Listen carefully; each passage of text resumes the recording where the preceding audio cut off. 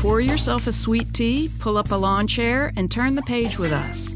You're listening to Right On Mississippi, a podcast taking you inside the minds of America's most treasured wordsmiths. I'm Katie Blunt, sitting in for Ebony Lumumba, and Right On Mississippi is produced in partnership with Mississippi Public Broadcasting for the Mississippi Book Festival, the South's literary lawn party. Today, I'm very excited that our guest is Lisa Howorth. Lisa was born and raised in Washington, D.C., where her new novel, Lings, is set in 1959. She is the author of the 2014 novel Flying Shoes, and she has written for the Oxford American and Garden and Gun. She taught art history at the University of Mississippi, receiving the MacDowell Fellowship in 2007.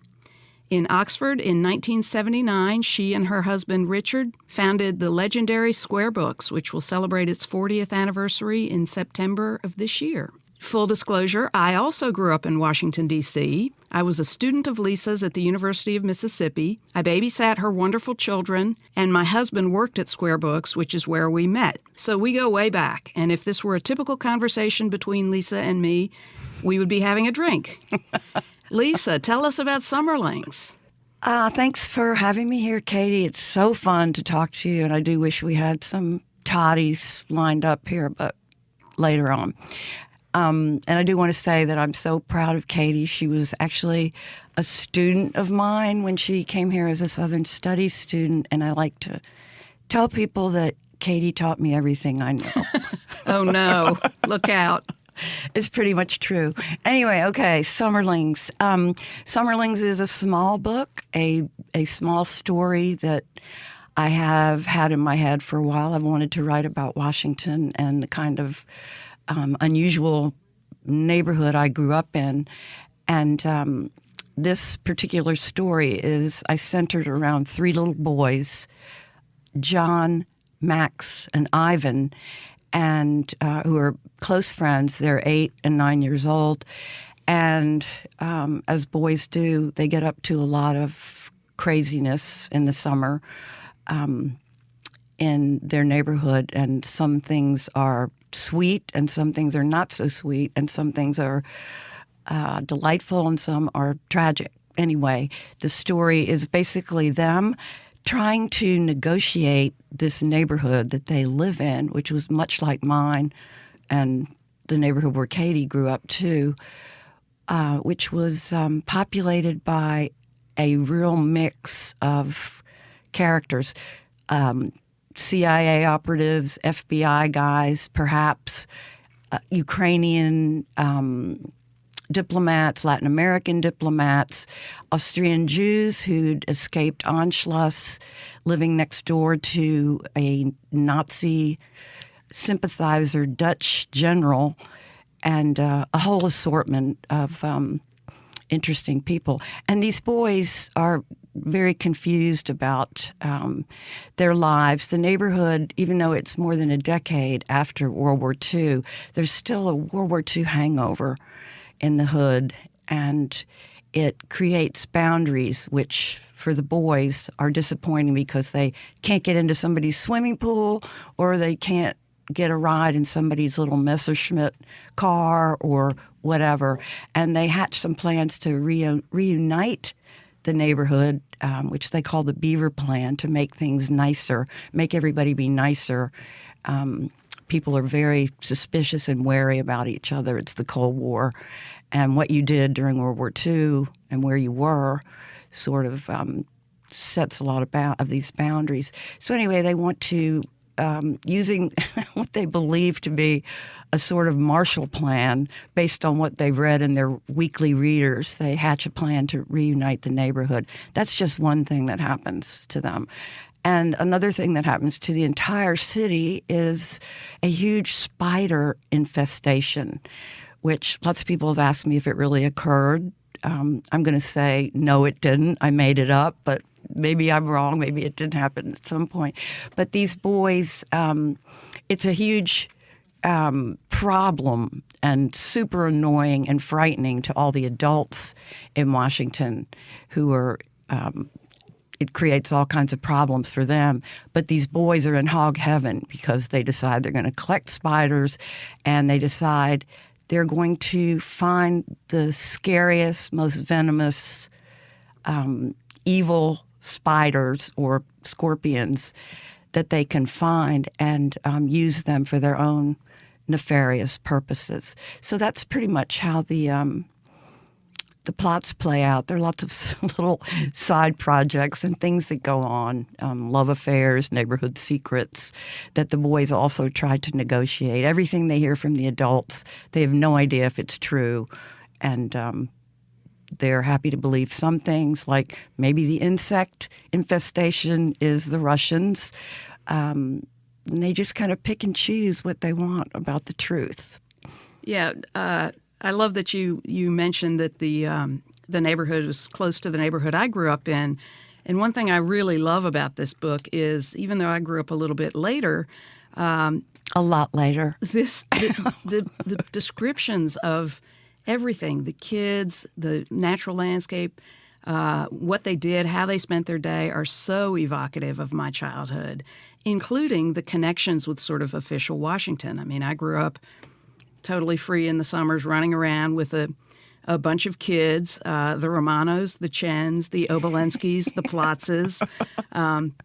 And it was in some ways a very typical childhood. Could have been in Mississippi, but in ways that you explore in this book, very unique to that place and time. So do you mind reading a little bit to give us a sense? No, happy to. Let's see. I think I'll just read a little bit from the beginning so you can get a sense of what Katie's just talking about, the setting of the place and what it looked like, what it felt like. This is not quite the beginning. Well, maybe I will start at the beginning. For us boys, the summer of 1959 was as cataclysmic as a meteor. Washington's historic plague, our wild neighborhood party, and my first acquaintance with death. These are the things I remember so vividly from that bright season, along with the accompanying feelings of fear, revelation, and wonder. I was 8, the time in life when everything is still new, and some things are perceived clearly, but others are murky and not understood. That is to say, those things in the realm of adults. What my friends and I knew was a grab bag of information overheard, along with information we made up and told one another and accepted as fact. Not really so different from the grown-up world, I suppose. But we existed in a smaller world of our own daunting challenges. People with gods and monsters, sometimes they were the same. It was a scorchingly hot summer. Maybe the record high temperatures had something to do with our plague. But Washington summers are always fairly hot. The city is built on a swamp, after all. What were L'Enfant and Banneker thinking? Paris, I suppose. Wide diagonal boulevards, circles, obelisks, bronze and granite heroes, built on marshy land where cattle once grazed. The city grew like a swamp, too. Our neighborhood, just over the district line near Chevy Chase Circle on Connecticut Avenue, was lushly green in summer, even deep into August. Connors Lane, originally just a farm road, was jungly and mossy. Virginia creeper and ivy grew on houses. Grass grew from cracks in the sidewalk and street. Few people had perfectly tended yards or exotic nursery specimens. What grew was what was used to growing: boxwoods, dogwoods, oaks, holly and yew, maples and mulberries, and of course, the iconic cherry trees, although they weren't indigenous and had been given to the city of Washington by the Japanese government in 1912. My mother told us that when the Japanese bombed Pearl Harbor, an angry mob set the cherry trees at the Japanese embassy on fire. But cherries thrived all over the city, their delicate pink blossoms so very lovely in spring, giving our stolid, stony city a lighter feel, like a frill of petticoat peeking from under a nun's habit. In our old neighborhood, steps and walks crumbled and mold grew on walls. We didn't worry about things like mold back then. We worried about polio and radioactivity. The big oaks created a dense canopy on our lane, a tunnel where we boys foraged and loitered and ran amok like the little beasts that we were. The light under the canopy gave everything a dark, watery green cast in summer, a green not like any of the greens in my new box of 64 Crayolas. I love that you read that part because I think one of the best aspects of this book, and this was true of your earlier novel too, which was set in Oxford. But back to this one, it is so evocative of the natural landscape in D.C. And I'm here to tell you, Mississippi, you do not have a monopoly on hot, steamy, swampy places. That is D.C. And when I was growing up, we didn't have air conditioning, and not everybody did, and we felt it. So one of the best things about this book is that landscape and everything that grows in that landscape. And there's bugs. There's mold, as Lisa said, growing on the sidewalks. When John's sister comes back from camp, she describes the other girls as having smelled like mildew. One of the neighbor families is the wormy Chappaqua who gave them worms. They kill gnats by slamming their granddad's World Book Encyclopedia on them, and then the pages are stuck together with gnat bodies. John has ringworm, and when his dad's mad at him and swats him across the head, John wishes that he had given his dad the ringworm. So the spider infestation just comes in the context of this, steamy, moist, buggy place. Talk a little bit about the spider infestation. And I had assumed that you not only made up the infestation, but made up the vinegaroon. And then, because that's classic Lisa Howorth nonsense. But then I looked it up, and it's real. Well, vinegaroons are real, but they weren't as nasty as I needed them to be. So I had to make up the pirate vinegaroon. I looked long and hard for a pirate vinegaroon, and not so. And the pirate vinegaroon is able to do things that vinegaroons are of the whip scorpion family, and they are able to do. They can sting with their stingers like a regular scorpion, but they also have fangs like other spiders, other arachnids, and secrete a serious venom that can maybe kill you. The boys, which is the main thing that attracts. That's what attracts them, right?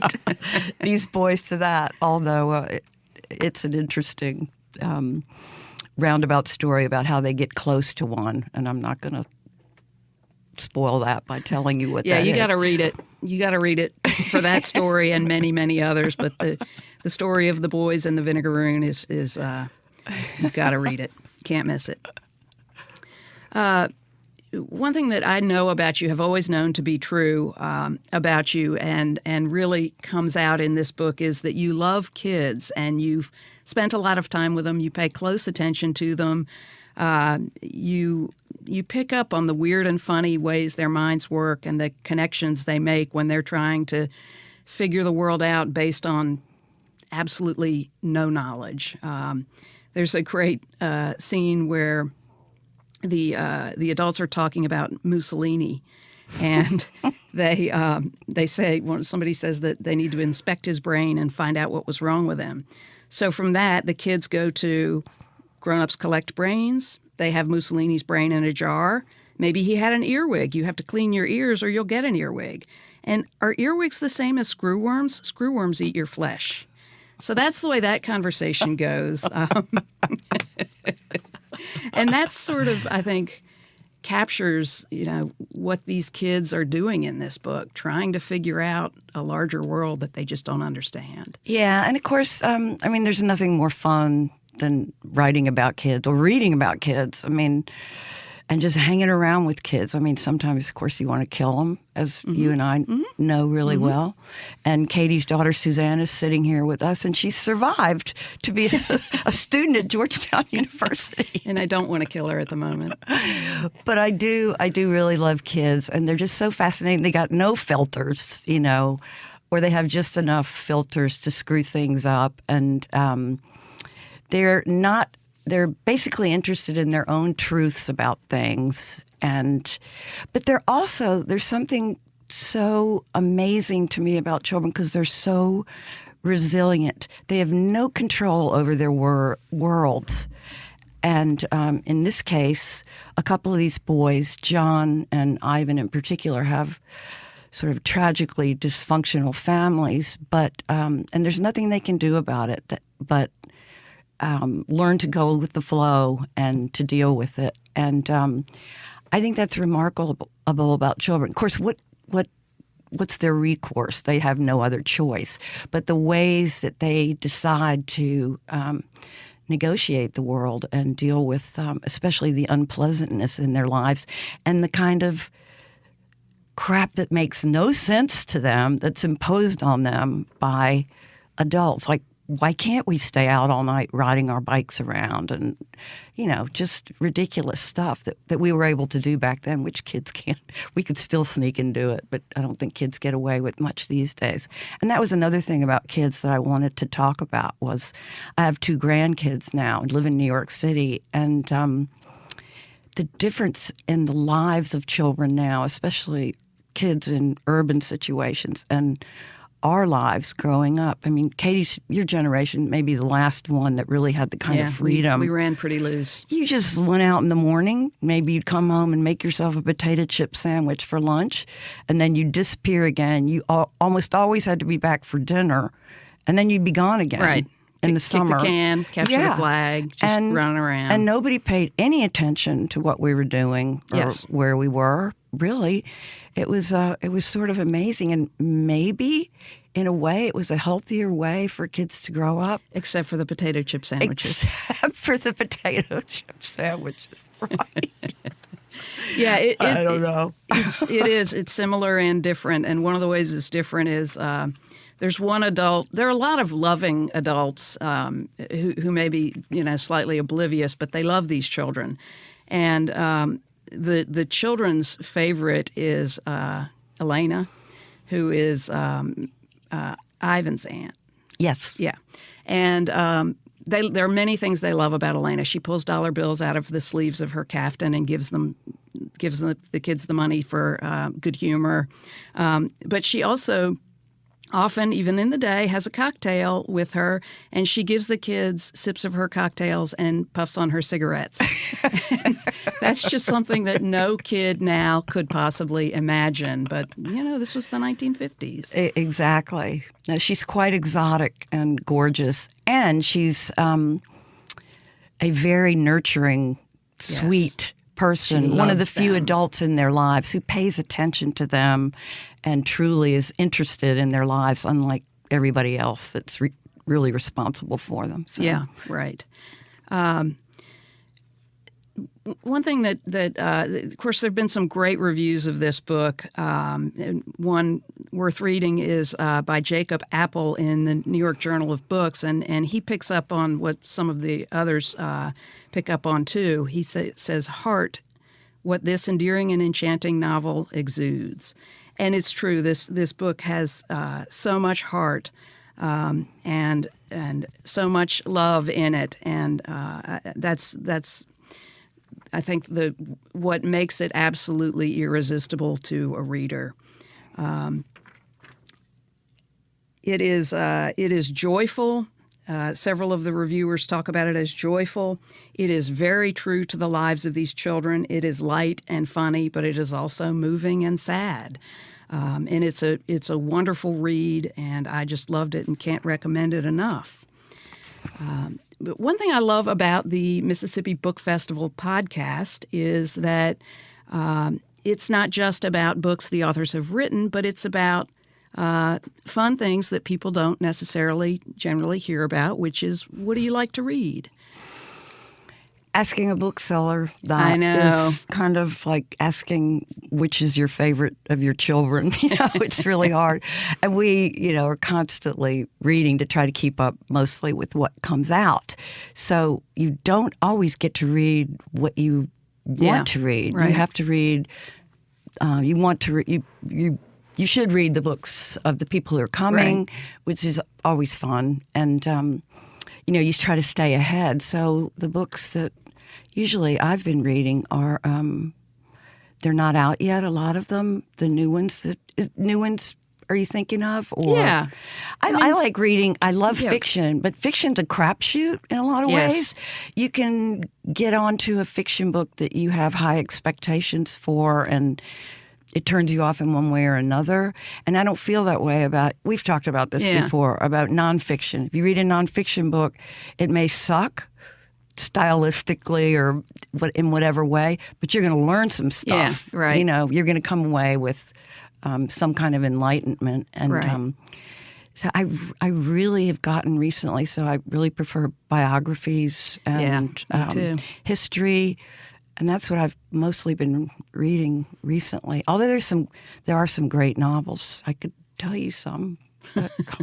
Well, yeah, I agree. I mean, with nonfiction, I mean, I think a lot of why I read is I like to be immersed in a different world for a while and get out of my own head. And with nonfiction, you're going to get in that world whether the person's a brilliant writer or just a decent writer, and that can be interesting. So, what do you hate to read?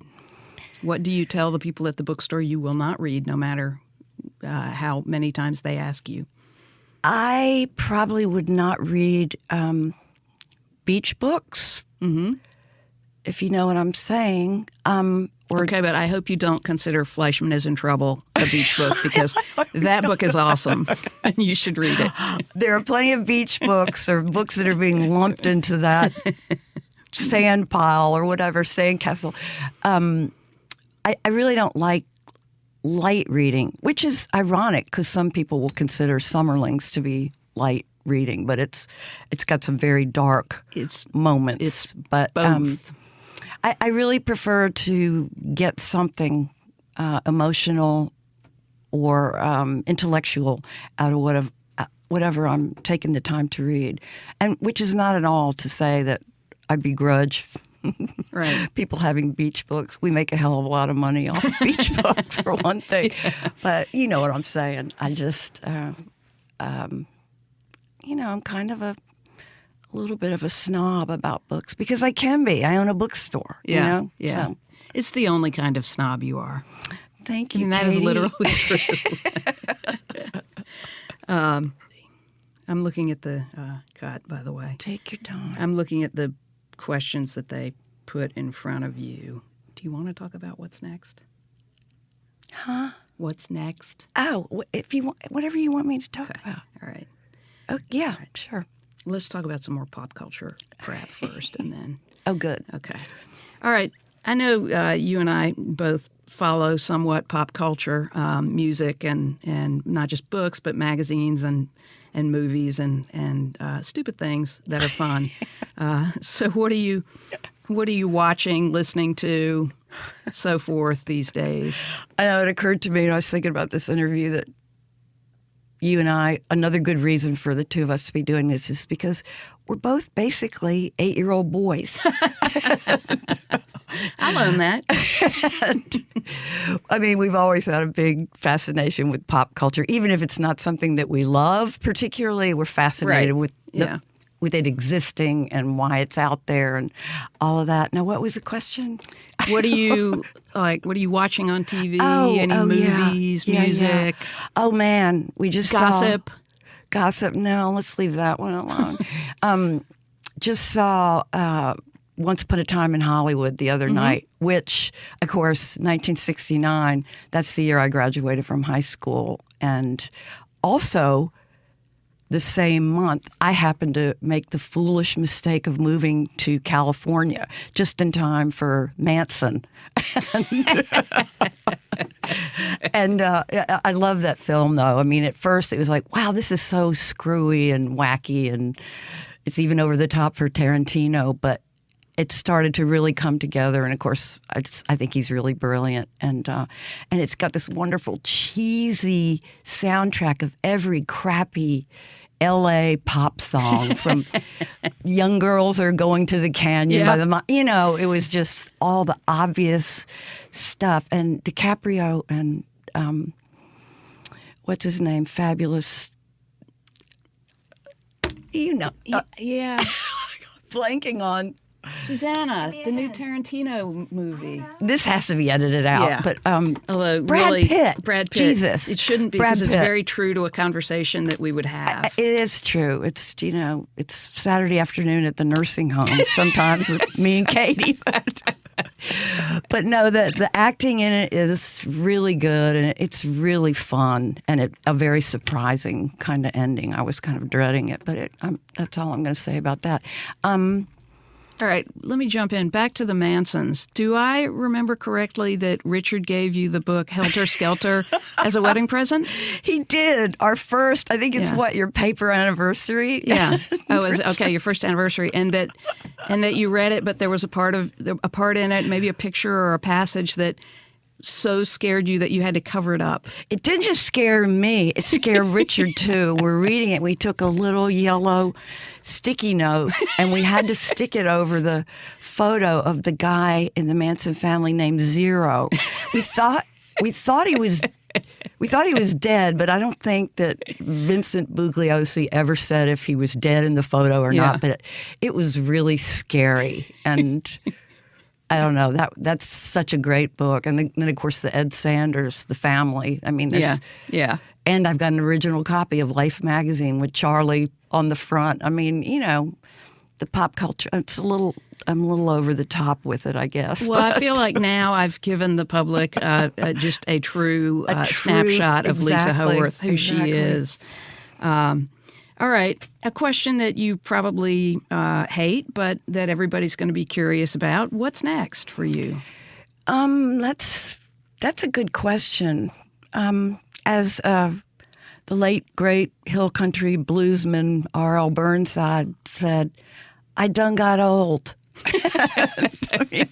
I mean, my first book came out when I was 63, and this one I'm 68. That is an inspiration I know, but I mean, the decline in vocabulary and remembering you stuff. let us be the judge of that. Okay, whatever. Well, maybe that's why I wrote about children, because I knew the vocabulary would just be like moron, doo-doo. Yeah, but no, but it's I would like to write some more stuff. I've got a lot of stories, and I'm thinking about collecting those up, but the word is publishers are not crazy about story collections, but I'm thinking about that. And put them together and call it a novel.